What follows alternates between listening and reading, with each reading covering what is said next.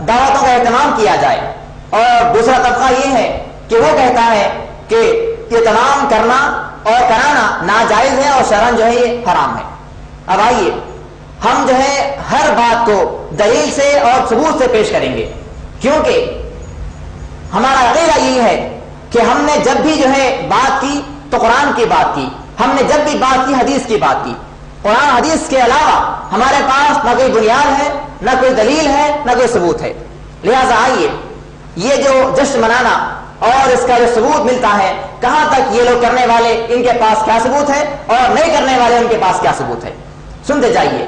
اللہ رب العالمین ارشاد فرماتا ہے، قرآن مجید کی آیت ہے، اللہ نے فرمایا کہ فَإِن تَنَازَعْتُمْ فِي شَيْءٍ فَرُدُّوهُ إِلَى اللَّهِ وَالرَّسُولِ۔ اللہ نے فرمایا کہ جب تمہارے درمیان کسی معاملے میں اختلاف پیدا ہو جائے، آپس میں تمہارے درمیان کسی چیز کے اندر جھگڑا ہو جائے، تنازع ہو جائے، تو اللہ رب العالمین نے جو ہے بہترین نسخہ بیان کیا، اور وہ نسخہ ہے فَرُدُّوهُ إِلَى اللَّهِ وَالرَّسُولِ، کہ تم اپنے اس اختلاف کو، اپنے اس جھگڑے کو اللہ کی کتاب پر پیش کرو یا رسول کے فرمان پر پیش کرو، اور یقیناً آپ کا جھگڑا دفع ہو جائے، ختم ہو جائے گا۔ اور کیا ہمارے اندر یہ اختلاف پایا جاتا ہے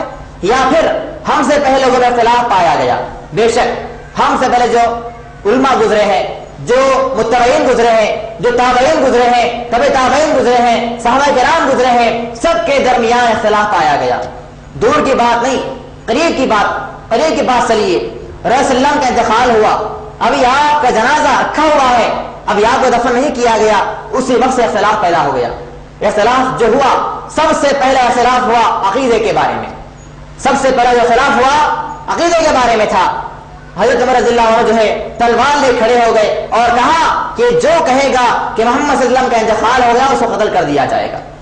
لیکن اگر ہمارے اور آپ کے جیسے اس وقت لوگ ہوتے تو یقیناً خون خرابہ ہوتا، قتل و غارت گری ہوتی اور مسلمان ایک دوسرے کو ختم کر دیے ہوتے۔ لیکن اس وقت کے مسلمان یہ جانتے تھے، اللہ رب العالمین کے اس فرمان پر عمل پیرا تھے کہ فَإِن تَنَازَعْتُمْ فِي شَيْءٍ فَرُدُّوهُ إِلَى اللَّهِ وَالرَّسُولِ۔ لہٰذا ابوبکر صدیق رضی اللہ عنہ منبر پر تشریف لائے اور اس کے بعد انہوں نے آیت پڑھی کہ اِنَّكَ مَيِّتُونَ وَإِنَّهُم مَيِّتُونَ، اے محمد صلی اللہ علیہ وسلم آپ کے اوپر اس طرح موت آنے والی ہے جس طرح اور لوگوں پر آنے والی ہے۔ تو اس قرآن مجید کی آیت سے کیا ہوا؟ اختلاف ختم ہو گیا۔ تو آج بھی ہمارے درمیان یہ اختلاف پایا جاتا ہے کہ جشن میلاد نبی کا منانا جائز ہے یا ناجائز ہے۔ آئیے ہم بھی جو ہے اس بات کو قرآن پر پیش کریں، اس بات کو احادیث پر پیش کریں۔ اور اس کے علاوہ جو میرا اور جو عنوان ہے وہ یہ ہے کہ اگر قرآن و احادیث کی باتوں کو پیش کر دیا گیا، اس کے بعد بھی اگر کسی کے دل میں چوں چرائی گنجائش باقی ہے، اگر کوئی قرآن کو پیش کرنے کے بعد بھی نہ مانتا ہو، احادیث کو پیش کرنے کے بعد بھی اپنی بات سے رجوع نہ ہوتا ہو، تو اس کے بارے میں قرآن کیا کہتا ہے؟ اللہ رب العالمین ارشاد ہے، اللہ نے ارشاد فرمایا کہ فَلَا وَرَبِّكَ لَا يُؤْمِنُونَ حَتَّىٰ يُحَكِّمُوكَ فِيمَا شَجَرَ بَيْنَهُمْ۔ اللہ نے فرمایا کہ محمد صلی اللہ علیہ وسلم قسم ہے آپ کے رب کی، قسم ہے آپ کے رب کی، وہ اس وقت تک وہ آدمی ایمان نہیں ہو سکتا، مومن نہیں ہو سکتا جب کہ آپ تو وہ فیصل نہ مانے اور آپ جو فیصلہ کرے اس پر اپنی بات کو نہ مان لے۔ اور قرآن کے اندر یہ بات نکتے کی ہے، نوٹ کر لیجئے کہ پورے قرآن مجید کے اندر اللہ رب العالمین نے کہیں پر ہی اپنی ذات قسم نہیں کھائی۔ کہیں قسم کھائی تو تین کی کھائی، کہیں قسم کھائی تو انجیر کی کھائی، کہیں قسم کھائی تو طور سینا کی کھائی، کہیں قسم کھائی تو فرشتوں کی کھائی، کہیں قسم کھائی تو شمس و سماز عرض کی کھائی۔ لیکن جب نبی کی بڑائی کی بات آئی، نبی کی ولائی کی بات آئی، اللہ کے پیغمبر صلی اللہ علیہ وسلم کی بات آئی تو اللہ رب العالمین اپنی ذات قسم کھائی، فرمایا اے محمد صلی اللہ علیہ وسلم تمہارے رب کی ذات کی قسم ہے کہ اس وقت تک وہ آدمی مومن نہیں ہو سکتا جب تک کہ آپ کی بات کو نہ مانے اور آپ کو فیصل نہ مانے۔ تو محترم نوجوان ساتھیوں، یہ بات تو واضح ہو گئی کہ اب جو باتیں بیان کی جائیں گی یقیناً ہم ان باتوں کو تسلیم کریں گے اور انشاءاللہ جو معاشرہ ان تمام خرابیوں کے اندر، ان تمام بدعات کے اندر، ان تمام خرافات کے اندر ملوث ہے ان تک بھی ان تمام دلائل کو پیش کرنے کی کوشش کریں گے۔ اب آئیے صحابہ کرام، تابعین، تبع تابعین، ائمہ اربعہ، یہ وہ لوگ ہیں جو ہم سے پہلے گزر چکے ہیں، جنہیں سلف صالحین کہا جاتا ہے۔ ان کے بارے میں اللہ رب العالمین کے پیغمبر محمد صلی اللہ علیہ وسلم نے فرمایا تھا کہ خیر القرن ثم الذین یلونہم ثم الذین یلونہم، آپ ارشاد فرمایا کہ سب سے بہترین زمانہ میرا زمانہ ہے، پھر اس کے بعد آنے والا زمانہ، پھر اس کے بعد آنے والا زمانہ، پھر اس کے بعد آنے والا زمانہ۔ آپ علیہ السلام نے جو ہے 3 زمانوں کے بارے میں فرمایا تھا کہ 3 زمانے میرے بعد بہترین ہوں گے، اس کے بعد جو ہے فتنوں کا دور ہوگا، اس کے بعد جو ہے دنیا کے اندر فتنے فساد برپا کیے جائیں گے۔ تو یقیناً ہم فتنے فساد کے دور میں نہیں جائیں گے، یہی زمانے دیکھیں گے کہ جن کے بارے میں اللہ کے رسول نے فرمایا تھا یہ زمانے میرے بعد بہترین زمانے ہوں گے۔ صحابہ کرام کے زمانے میں نہ کبھی اس میلاد کا جو ہے تصور تھا، اور نہ ہی تابعین کے زمانے میں تھا، نہ تابعین کے زمانے میں تھا، اور نہ ہی ائمہ اربعہ میں سے کسی نے اس بات کو ایجاد کیا۔ آپ اٹھا لیجئے،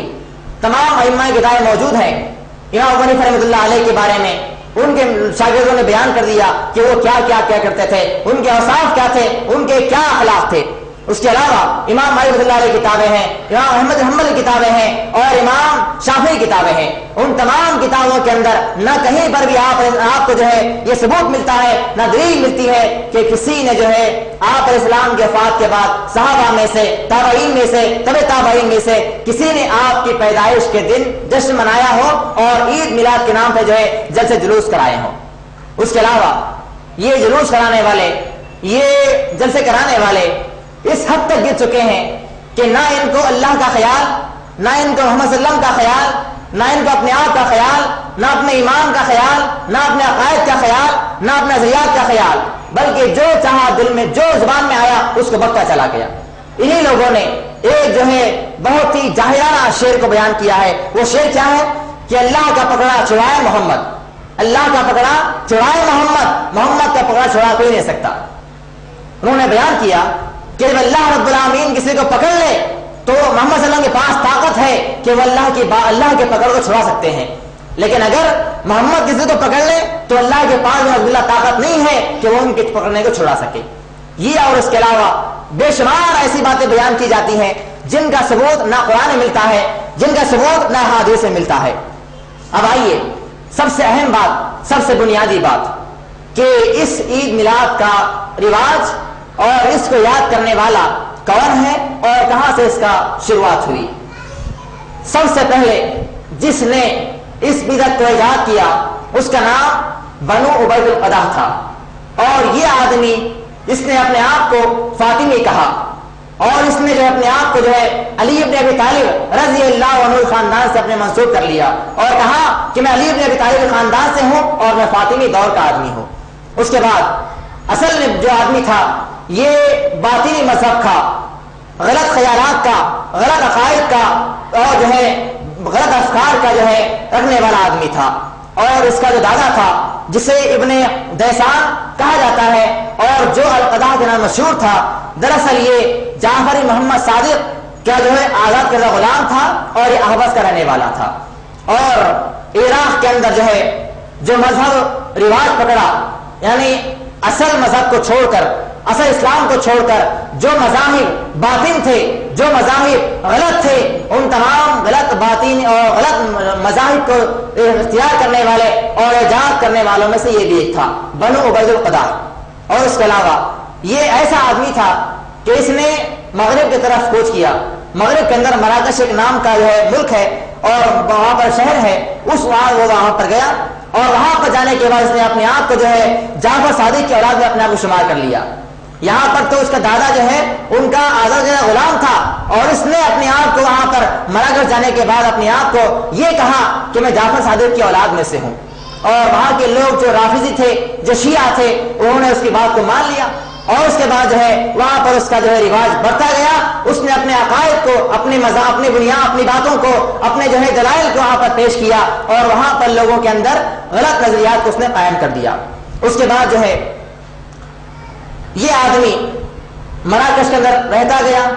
اور اس کے بعد اصل مفسرین نے اور جو لوگ نسب کے ماہر ہوتے ہیں، نسب کہا جاتا ہے کہ فلاں بن فلاں بن فلاں، یعنی محمد صلی اللہ علیہ وسلم کے باپ کا نام، آپ کے دادا کا نام، آپ کے پردادا کا نام، یہ سلسلہ چلتا ہے، اسے نسب کہا جاتا ہے۔ تو یہ اس کے بھی جو ہے ماہر لوگ ہوتے ہیں جنہیں ماہر انساب کہا جاتا ہے۔ انہوں نے اس بات کو بیان کر دیا کہ عبید القدح نام کا جو آدمی ہے یہ نہ جعفر صادق خاندان سے تھا نہ فاطمی خاندان سے تھا،